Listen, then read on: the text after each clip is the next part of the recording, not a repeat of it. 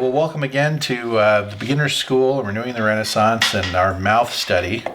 And again, I got the 2-inch ball of clay, and I'm going to start to structure this one on here. The good thing about doing a mouth is that there's not a lot of technical stuff to it. It's really just an upper lip, lower lip, and maybe a couple of little technical things, but it's not that complicated. The thing to pay attention to when you're doing a mouth is that your lips and everything are hugging your teeth, and so the shape of the lower jaw and really all you have to worry about is this rounded form, and I can't describe it any other way. It's just you're talking about a slight egg shape in the mouth region where the lips wrap around. Sometimes you'll see people sculpt the mouth and they'll do it on a flat surface, whereas you really can't do that if you want to make an accurate form of the mouth, because you're talking about 2 different dimensions here, or 3 dimensions, where you have, a rounded form that comes out towards you like that. So I'm just going to start off with this, which is just a basic shape here. And I'll throw in again some more little facts about the mouth as we go. But there we have just kind of a general shape. Now, depending on what you want to do, I'm going to do, I think, a female mouth this time, because I've already done a male eye and a male nose. So I'll do a female mouth here, and I don't know the gender of the ear I did, but it looked fairly large, so it probably was male. So I'm going to go ahead and do a female mouth here. All right, so to start with, I'm just going to go ahead and work on determining the kind of the shape of the chin underneath. I'm not doing the full lower portion of the head or anything, or the face, but I want that so that it can help me determine how the lip is going to be formed. So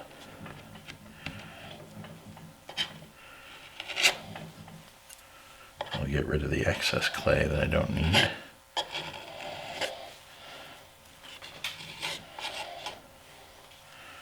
All right, and then we'll make the cut that would be the opening of the mouth.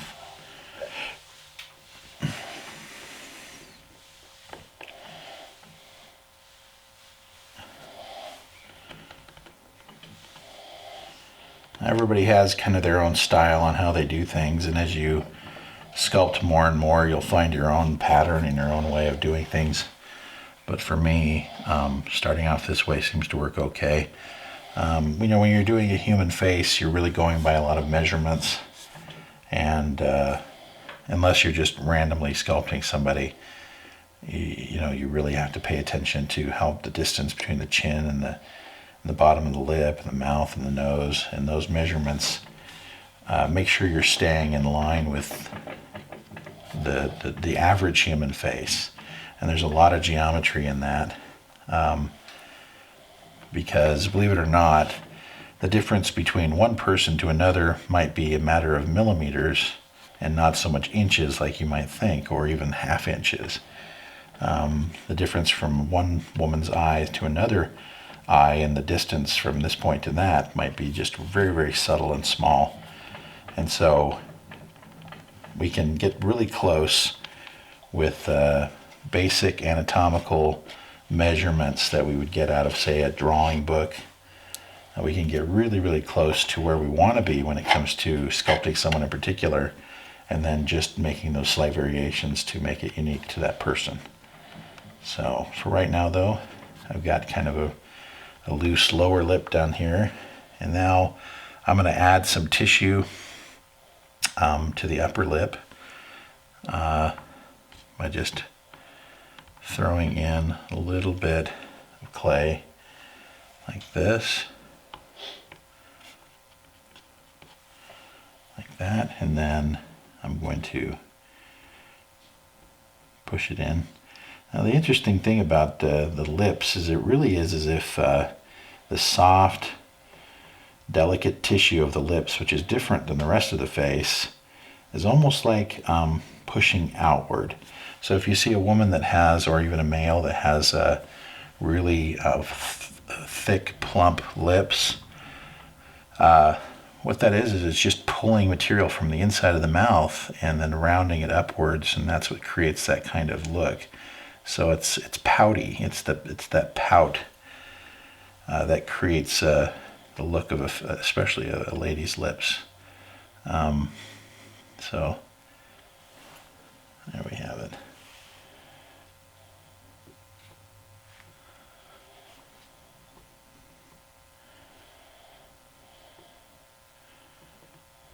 This is one of our fastest studies because doing the human mouth is really pretty simplistic.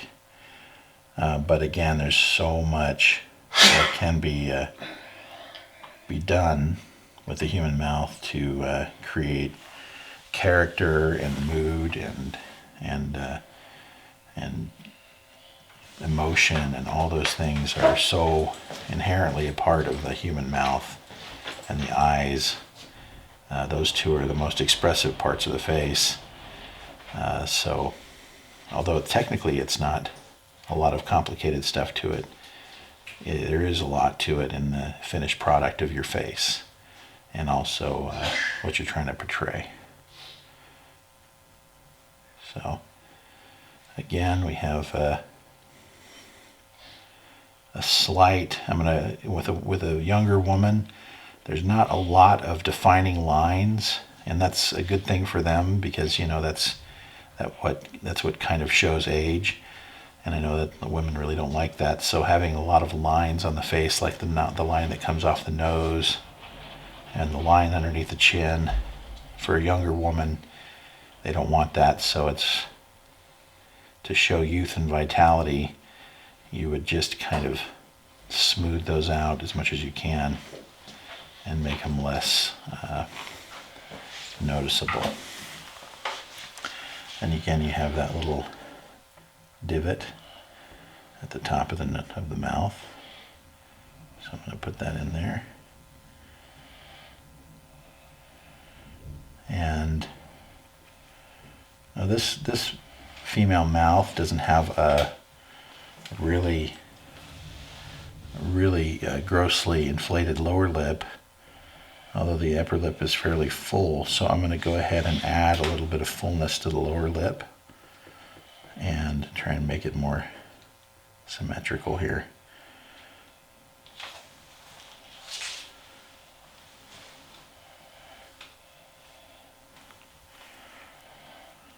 Okay.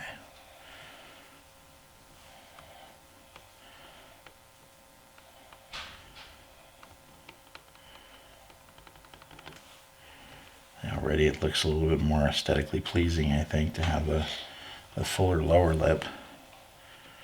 But there we go. Now there's some subtle details on the lips, and hopefully I'll be able to show those to you. There's a almost an imperceptible ridge line that runs underneath the bulbous portion of the lip on both a male and female. It's right here, and if you can hopefully see that ridge right there. And then rounding off the lower lip a little bit. I want to add that fullness to the lips, so I'm going to press it back a little bit.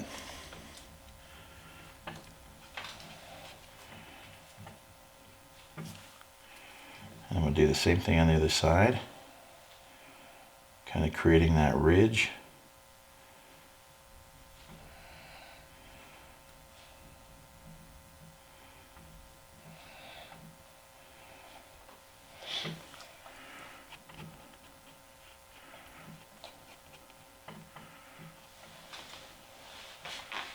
And then again on the upper lip as well, you can see it more clearly here, that ridge line right there.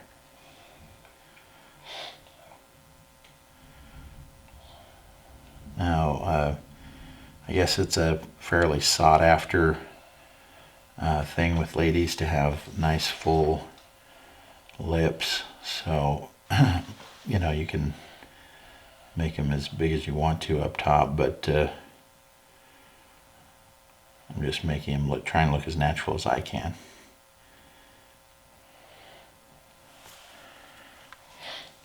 Okay.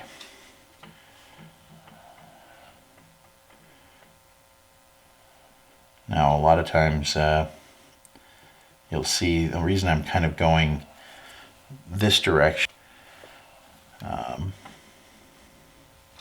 those soft little wrinkles on the inside of the lip add realism to it.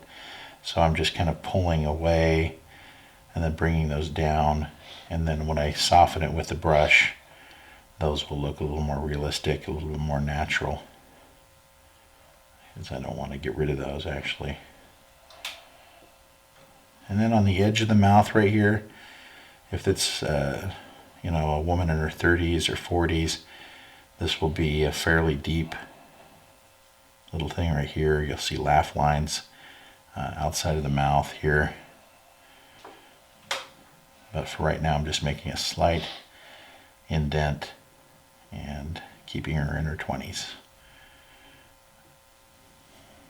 All right.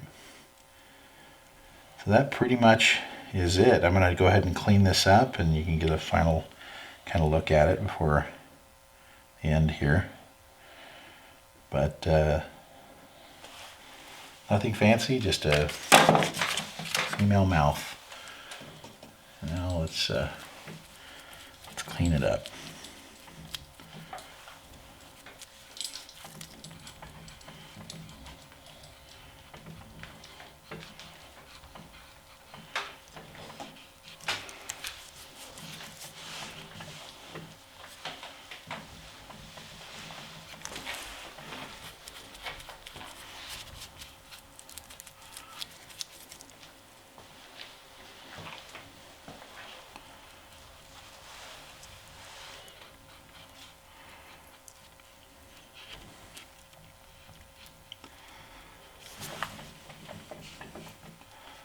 I'm not going to bore you to death with endless refining. I think you can get clearly the idea of what the lip looks like now. So we'll go ahead and call it there. And I thank you again for joining us with Renewing the Renaissance and the Beginner School. I hope you found it really informative, and let's see if we can't take the things that we've learned and push into the face sculpture, and then also all the way to doing the full bust. And again, I hope this sticks with you and then you enjoyed yourself. And thanks again. Bye-bye.